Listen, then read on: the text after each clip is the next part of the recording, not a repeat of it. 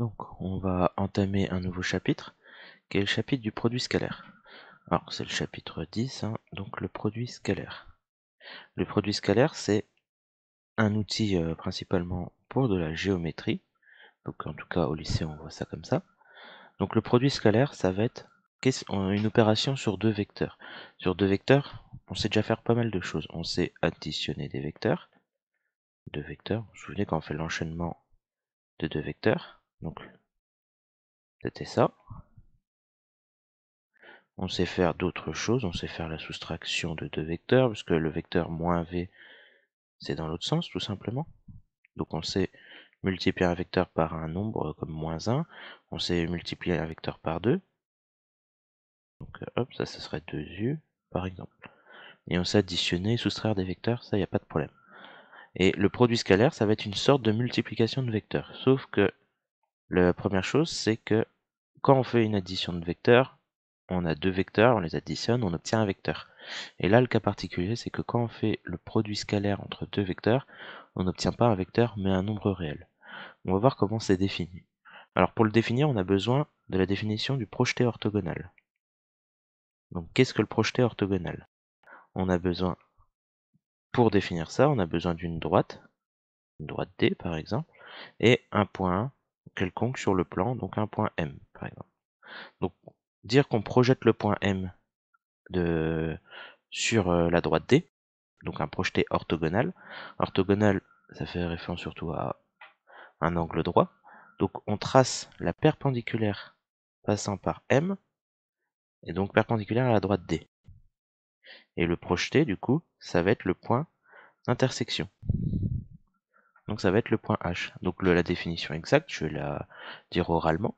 Donc le projeté orthogonal du point M sur la droite D, c'est le point d'intersection entre la droite D et la perpendiculaire à D passant par M, c'est-à-dire entre la droite noire et la droite rouge que j'ai tracée ci-contre. Et donc, cette notion-là va nous permettre de définir le produit scalaire. Le produit scalaire peut être défini de plein de façons différentes, mais nous on va le définir de manière géométrique dans un premier temps. Donc, des définitions. Imaginons qu'on prenne U et V, deux vecteurs. On va les prendre non nuls dans un premier temps. Donc c'est-à-dire, le vecteur nul, c'est celui qui traduit aucun déplacement, par exemple. Donc, si on a U et V de vecteurs, donc par exemple j'ai U là, bon, je vais pas le mettre comme ça, j'ai U ici, V là, la première étape va être de les faire coïncider en une même origine. Donc je vais introduire un point O, donc à partir du point O, je vais tracer mon vecteur U et mon vecteur V. Les extrémités, donc je vais les appeler A et B. Donc la première chose, on voit bien qu'on introduit les points OA pour que le vecteur U soit égal à OA, et le vecteur V tel que les points O et B tel que le vecteur V est égal au vecteur OB. Et une fois qu'on les a bien mis dans cette configuration, on va faire le projeté orthogonal du point B sur la droite OA. Donc voilà, on obtient notre point H. Et ce point H là va nous permettre de définir le produit scalaire. À savoir qu'on a eu la première configuration, premier cas, mais on aurait pu avoir aussi un deuxième cas, vous allez comprendre tout de suite quand je vais le dessiner, quand on a par exemple le vecteur U qui est comme ça, et le vecteur V qui va un peu plus vers la gauche. Donc qu'est-ce qui se passe? Je prends un point O d'origine, je trace mon vecteur U, je trace mon vecteur V, donc ça me donne mon point A, mon point B, et je trace le projeté orthogonal de B sur la droite OA, et donc ça va me donner ce point là, H. Et vous voyez la grande différence entre les deux cas. D'un côté, le point H se trouve sur le segment AB, donc entre A et B, ou bien à droite de O si vous préférez. Parce que si on prolonge un peu le vecteur V ici, regardez, si jamais je mettais plutôt un vecteur V comme ça, au-dessus, on aurait le point H ici. Bref, il est du même côté que de A, même du même côté. Et là, ici, dans le deuxième cas, le point H il est à gauche alors que le point A est à droite. Donc on est de l'autre côté. Et ce qui diffère vraiment, c'est l'angle formé par les deux vecteurs. Donc l'angle, ici, on a dans le premier cas, on a un angle aigu, donc entre 0 et 90 degrés. Et là, on a un angle obtus, donc entre 90 et 120 degrés. Et donc, grâce à ça, on va pouvoir définir le produit scalaire. Donc, si l'angle formé par les points A, O et B, donc si l'angle AOB est aigu, donc on est dans ce cas-là. Alors, je vais bien le refaire. Bon, c'est pas terrible, c'est pas grave. Donc, on a notre point O, notre point B, notre point A. On projette le point B sur la droite OA.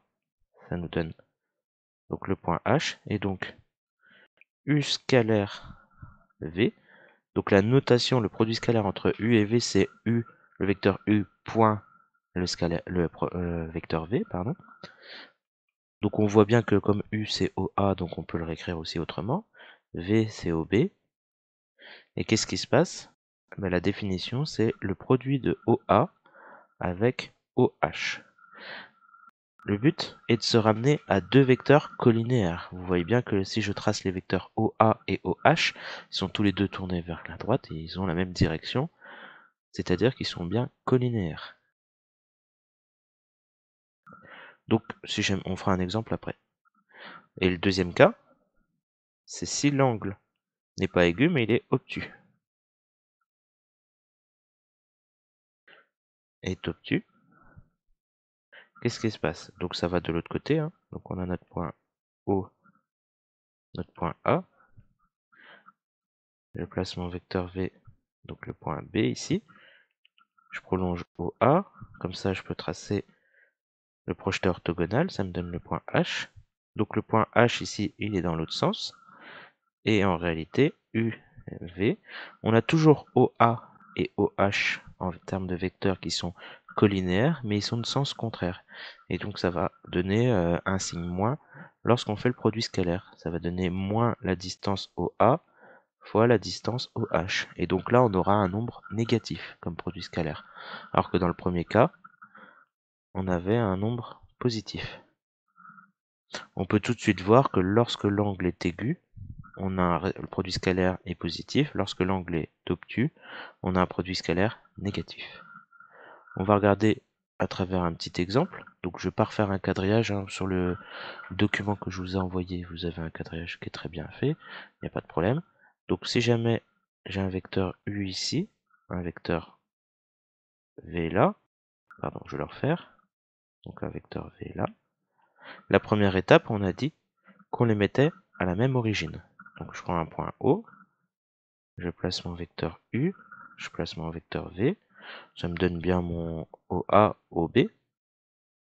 Qu'est-ce que je fais? Donc je fais le projeté orthogonal, donc je prolonge à la droite O, je fais le projeté orthogonal de B sur AO, ça me donne mon point H, et qu'est-ce qu'on a dit? C'est que le vecteur U scalaire le vecteur V, c'est le vecteur OA scalaire le vecteur OB, et on a dit que comme l'angle était obtus, ici, l'angle ici, AOB, ben on met un signe moins.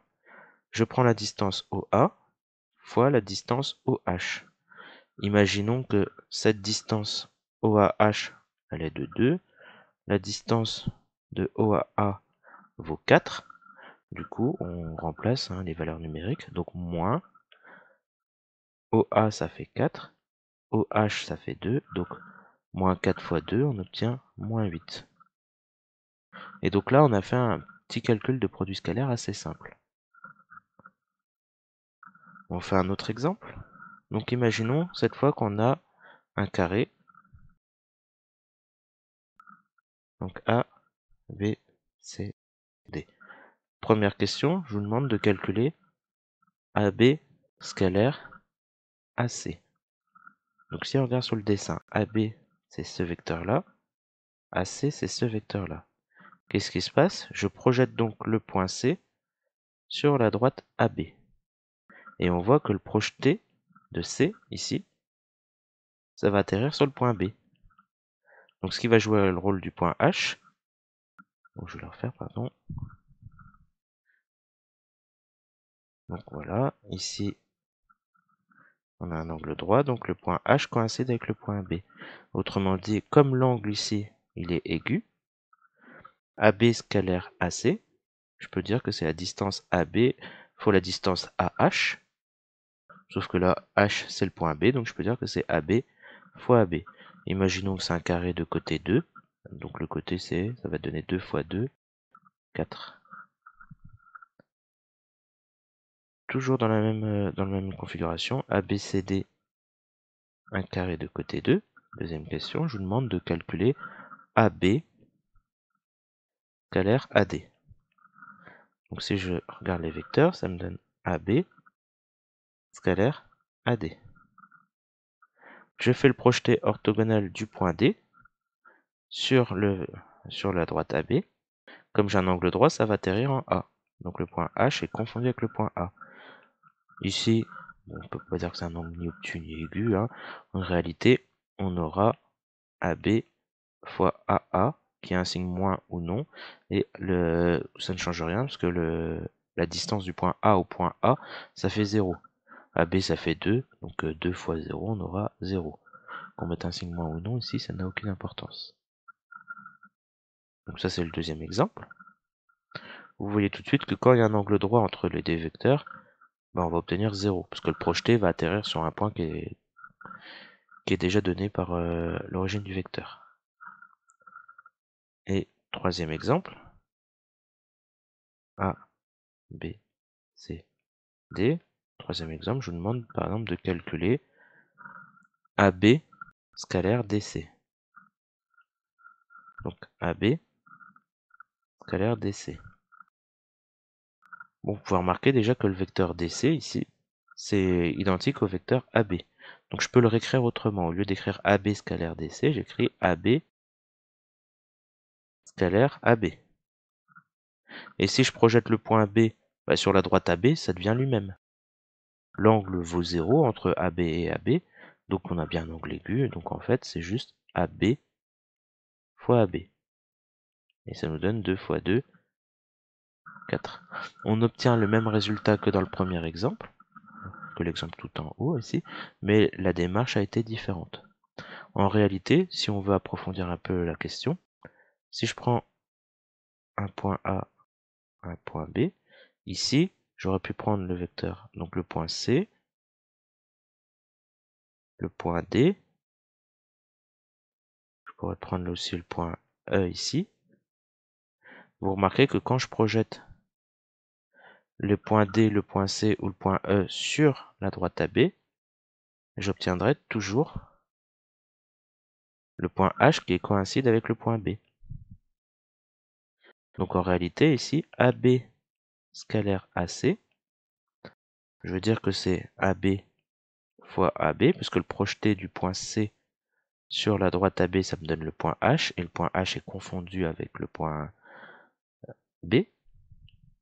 Si je fais AB scalaire AD, le point D, si je le projette, il va atterrir sur le point H, donc il atterrit au même endroit, et le point H, on a dit que c'était le point B, donc ça va donner AB fois AB. Et de même, si je fais AB scalaire AE, il a beau être en dessous, quand je le projette ici, ça va atterrir aussi sur le point H. Point H qui vaut B. Donc ça me donne aussi AB fois AB. Et donc là, on a trouvé que on a fait plusieurs produits scalaires avec des vecteurs différents et pourtant on obtient toujours le même résultat.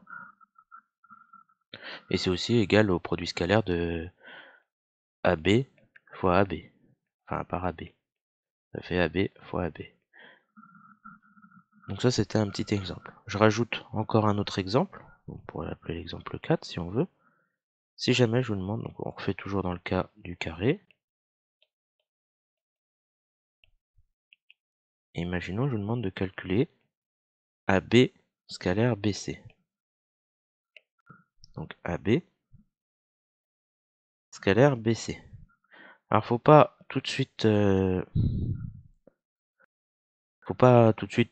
le projeteur orthogonal, hein. On va pas dire qu'on projette le point D sur la droite AB, parce qu'ici, vous voyez bien que les deux vecteurs n'ont pas la même origine. Donc je peux pas faire tout de suite cette démarche-là. Donc il faut que je trouve un vecteur, le vecteur ABD là, pardon, j'ai écrit BC, c'est BD que je voulais écrire.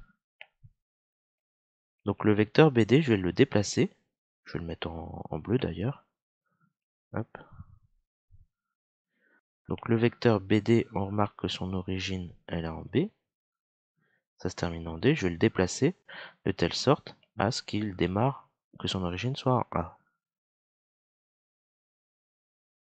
Je pourrais prolonger le carré, faire un autre carré à gauche, et ça ferait l'autre diagonale, enfin ça ferait la même diagonale, mais dans le carré de gauche.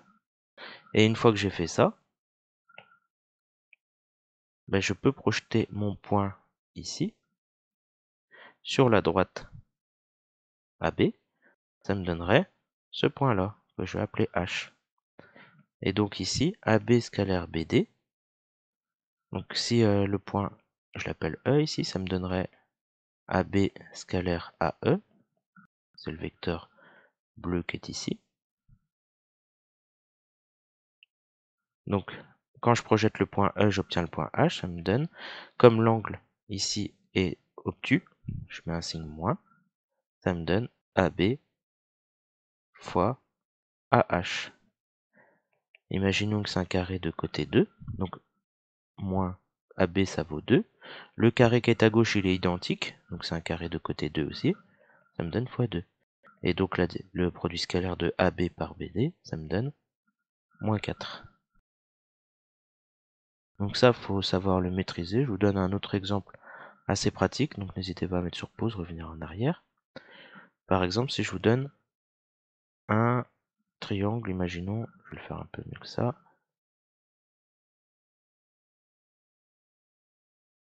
C'est toujours pas terrible. Un triangle équilatéral.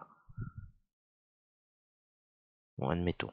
Donc A, B, C. Et je vous demande de calculer AB scalaire AC. C'est-à-dire AB, c'est ce vecteur-là. Et maintenant, je prends le vecteur AC. Qu'est-ce que je fais? Je projette le point C sur la droite AB. Là, ce que je viens de tracer, le trait bleu, c'est une hauteur d'un triangle équilatéral.